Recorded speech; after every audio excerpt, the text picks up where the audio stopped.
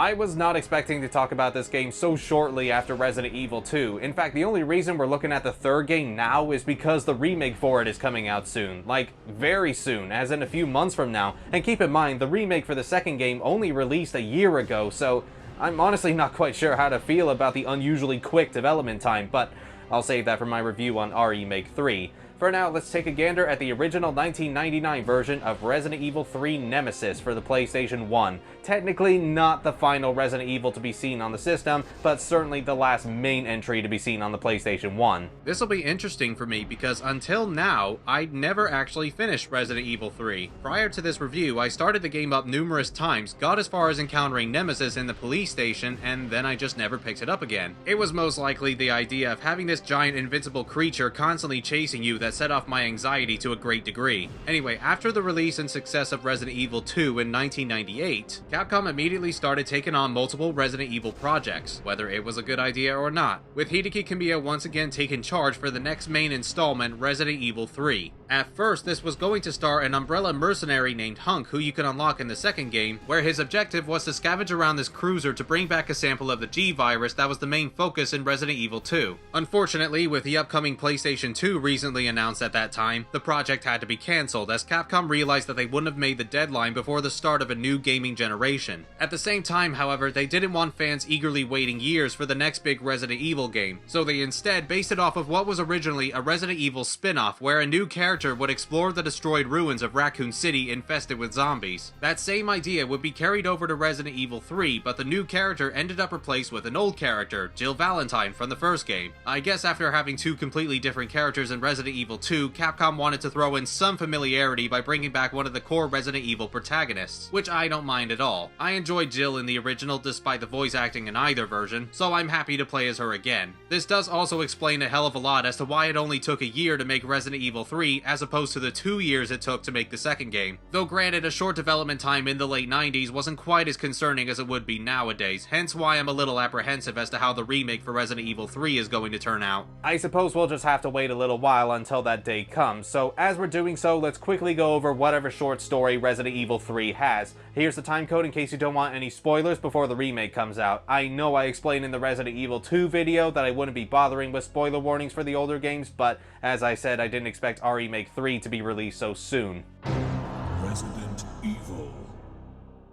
So interestingly, for about the first half of the game, Resident Evil 3 takes place just a day before the events of Resident Evil 2. Jill is no longer a part of the Special Tactics and Rescue Service, aka STARS, and she's trying to find a way to escape Raccoon City, though it's never explained how or why she's there in the first place. Maybe the brochure forgot to mention the killer zombies lingering about. But yeah, the T-Virus from the first game has spread across the city, with Umbrella once again being the cause of everything. Jill very shortly runs into returning character Brad Vickers, the guy that flew the helicopter in the original and ditched everyone. You know, him. Oh well, maybe he'll have more of a character in this game. Brad is killed off by a brand new type of bioweapon created by Umbrella under the name Nemesis, whose sole purpose is to track down and destroy any surviving STARS members since they're the only ones who know Umbrella's secrets. So Nemesis is continuously on the hunt for Jill, and he can't be killed by normal firearms, so the player has to avoid him at all costs whenever he arrives. He's also not surprisingly heavily inspired by the T-1000 from Terminator 2. Random bit of trivia for you there, in the unlikely event that you'll need it. Anyway, as Jill runs away from Nemesis, she encounters survivors of the UBCS, Umbrella Biohazard Countermeasure Service, a private military faction belonging to Umbrella that specialize in rescue operations during the viral outbreaks. It's not very clear whether they're actually trying to save humanity or not, unless you're Nikolai, who has a thick Russian accent, so that means he's gotta be the bad guy. The other members include Mikhail, who's not in the game very long, as he sacrifices himself to slow down Nemesis when he finds Jill on a train. And there's also Carlos, who occasionally interacts with Jill and help each other figure out what to do next. He's your companion of the game, essentially. Before turning out to be the obvious villain, Nikolai explains that a rescue helicopter can be contacted if they ring the bell inside the city's clock tower. Jill and Carlos make their way to said clock tower, with Mikhail killed off by Nemesis and Nikolai mysteriously disappearing. Jill rings the bell to summon the helicopter, but Nemesis suddenly reappears and destroys the helicopter with his rocket launcher, as well as knocking out Carlos. With no way of escaping and no help whatsoever, Jill gets injected with the T-Virus by Nemesis, and she has to temporarily defeat the creature while poisoned. She succeeds, but the T-Virus virus makes her fall unconscious, but an awakened Carlos picks Jill up and takes her inside the clock tower. A few days pass just after everything's happened in Resident Evil 2, and for this brief moment in the game, the player needs to help Carlos look around the Raccoon City hospital to find a vaccine for the virus that luckily just happens to be there and appears to be the only one. What are the odds? Regardless, Carlos manages to find the ingredients for the vaccine, cooks it up, and gives it to Jill straight away. With Jill finally back on her feet, she next proceeds through Raccoon Park and comes across Nikolai, who's of course still alive, and surprise surprise, he's actually a villain with his own agenda of gathering combat data for Umbrella's bioweapons, with Nemesis being one of them. He retreats as Jill fights this giant tremor, and she later finds an abandoned factory where she meets Carlos once more, who tells Jill that the US government are planning to launch a nuke into Raccoon City to eradicate all traces of the T-virus. Jill tries to find a way to escape, but Nikolai manages to find her again, and depending on a prior choice you've made in the game, there's either a brief conversation with him before he finally gets axed off by Nemesis, or there's an extra boss fight with him as he hijacks the escape chopper. Both scenarios, however, reveal that Jill has a bounty on her head by Umbrella, and Nikolai wants some of that sweet dough. But no matter the choice, he ends up dead anyway, so Jill continues to look for a way out. She encounters Nemesis one last time as she does so, following her to a room with a giant railgun that Jill fires a few times to severely weaken Nemesis, allowing her to deliver the final blow. Jill and Carlos meet up again to escape via chopper before the nuke blows up the city, unless Nikolai stole the chopper, in which case there's another ending where Barry Burton from the original game comes in to save them, and Raccoon City is completely vaporized. As you can probably tell, there's not so much of a story here, but more or less simply about surviving the zombie outbreak. There's danger at every corner, but there's hardly any character development unlike the previous two games, where there were not only clear friendships between characters, but also better established villains like William Birkin and his connections with Annette and Sherry. This is just kind of your basic run-of-the-mill zombie story, and I get that this was supposed to be a spin-off title at first, but I think that definitely shows with the final product. I still like Jill as a character, but she could have been replaced with anybody and nothing would have changed. Her entire arc in this game is just seeing how much crap can be thrown at her. The poor girl barely gets a break in Resident Evil 3. One minute she has to deal with a horde of zombies, another minute she's being hunted down by Umbrella, and another minute she's on the run from Nemesis. I hope that 3-day sleep was worth it. And as for the gameplay, there's not a great deal to talk about there either. If you've played Resident Evil 1 and 2, then you'll know what to expect in Resident Evil 3. Tank controls are still a thing, but I'm able to adjust to them personally, and 3 does introduce the 180-degree turn to make getaways a bit easier, and would be passed on to future games including Resident Evil 4 and 5. Jill can also dodge oncoming attacks by aiming and pressing the fire button just as she's about to get hit. If you can perfect the timing, then this can really help you get out of a tight spot, and it's pretty essential for evading Nemesis's rockets if you're brave enough to take him on. The third game also holds the debut of gunpowder, where by mixing certain ones labeled A through D, you can create different types of ammo for Jill's assortment of guns. I do like the gunpowder system as it gives you plenty of flexibility as to how you want to approach enemies, or if there's one gun you favor over the rest. But I'm not a fan of how each canister takes up an entire slot in your inventory in the same manner as a goddamn grenade launcher. I played the game on hard mode, which is basically the normal mode because the easy mode grants you all the weapons, a huge stash of ammo, and infinite saves from the start, so why didn't they just call the hard mode the normal mode? But even on hard mode, while I struggled to maintain my ammo during the beginning and a bit of the middle, it's overall way easier to overstock yourself with ammo, especially with the gunpowder mechanic. One thing I'm not crazy about, however, is that ammo and items can often swap places whenever you load the game up. One moment you may find a conveniently placed healing herb, but then you die and reload that save, and now suddenly that same healing herb is in a room filled with hunters waiting to rip your head off. Resident Evil 3 is also undoubtedly the most action-packed in the old school trilogy. Zombies are very plentiful, and the environments are a lot more linear than the previous two games. It reuses a few areas from Resident Evil 2, like the police station, which I first thought required me to go through the entire thing again, but no, it's only a select amount of rooms before you go downtown. This applies to the new areas as well. It's not terribly difficult to get a feel of your surroundings, bearing a couple of puzzles which need you to backtrack to a previous section. Good thing too, because Nemesis will frequently appear after doing some puzzles to try and catch you. He's fast, he's relentless, and he's not afraid to put that rocket launcher to good use, so you're encouraged to run away from him until you trigger the next cutscene. Hey, he may be a star's killing machine, but interrupting someone's conversation is just plain rude. I figured that the entire game would have Nemesis show up whenever he felt like it to ruin your day, much like how Mr. X acted in the Resident Evil 2 remake. hence being one of the reasons I put this game down so often. Luckily, I was completely wrong, and on hard mode, pumping Nemesis full of lead to temporarily incapacitate him will even drop special items, like parts for a more powerful gun, or a box to hold 3 first aid sprays and save inventory space. Thank God, that was one of the most annoying things about the other 2 games. So if you have the ammo and the skill, knock down Nemesis when you have the chance. It may be beneficial for you further down the road. You're in for the fight of your life if you decide to do it, especially the second encounter where I had to cheese my way through it by standing in this spot, but the choice is entirely up to you. I'd say maybe leave that until your next playthrough, however, when you're a bit more familiar with everything, because even though Resident Evil 3 does give you plenty of ammunition as it goes on, this is still probably the most difficult game in the trilogy. Zombies and other creatures can be a major problem if you aren't packing enough heat. Not only are there a lot of cramped hallways making it harder to avoid enemies, but as well as the items changing places, certain events may play out in different rooms. Like this one part where you're controlling Carlos and you have to fend against this group of zombies waiting for the elevator as if they're all late for their office job. Some events though, you'll get to choose for yourself as to what you want to do. Many of them are pretty minor, such as crawling out of a hole or dropping below to find another way out, but a few scenario choices such as fighting Nemesis instead of fleeing or pushing him off a bridge can actually affect the story. Since Jill is the only character you can play as this time, unlike the previous 2 games, this is where Resident Evil 3's replayability comes in, checking out how every choice you make plays out, and maybe get a slightly different cutscene depending on which location you go to first. On top of that, in addition to the game's 2 endings, there are also 8 separate epilogue cards for you to unlock each time you finish the game. That's 8 freaking times in a row you'd have to complete Resident Evil 3, and all they do is just tell you what happened to all the previous Resident Evil characters. Granted, the game's not very long, still around 4 to 6 hours, but that's a hell of a lot of extra work just for paragraphs of text. Aside from those, there's the Return of Mercenaries mode as well, where once again you have to reach the goalpost with only a limited supply and kill a bunch of enemies including Nemesis waiting to curb stomp you. So on the one hand, Resident Evil 3 seems to be just as good as the second game, if not more so in a few areas, like the scenario choices and optionally fighting Nemesis to gain more rewards.